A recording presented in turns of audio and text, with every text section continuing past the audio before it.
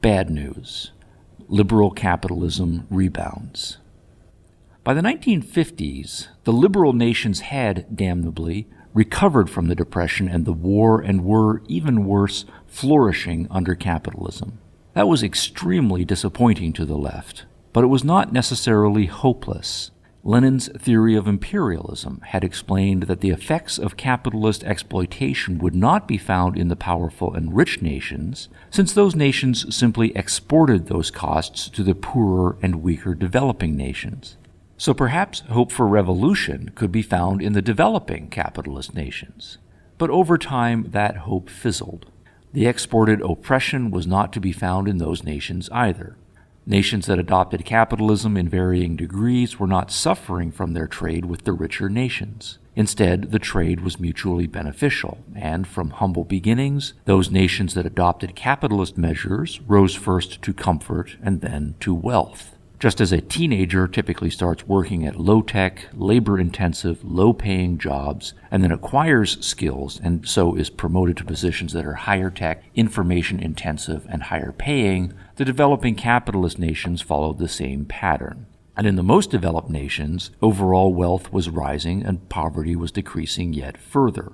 What were once luxuries were becoming standard fare, and the working classes were enjoying stable employment, their television sets, the latest fashions, and their vacations across the country in their new cars.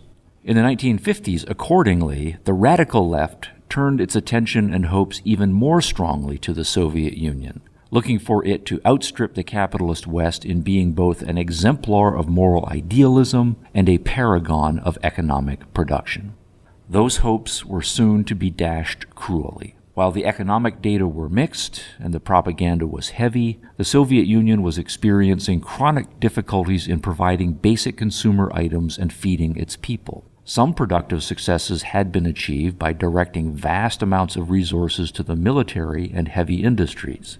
Yet in providing for its people's basic needs, the Soviet Union was not only not progressing, in many areas its production had declined to levels below those of the pre-1917, pre-communist revolution era. In the 1950s, contemporary data from both Soviet and American sources painted much the same picture.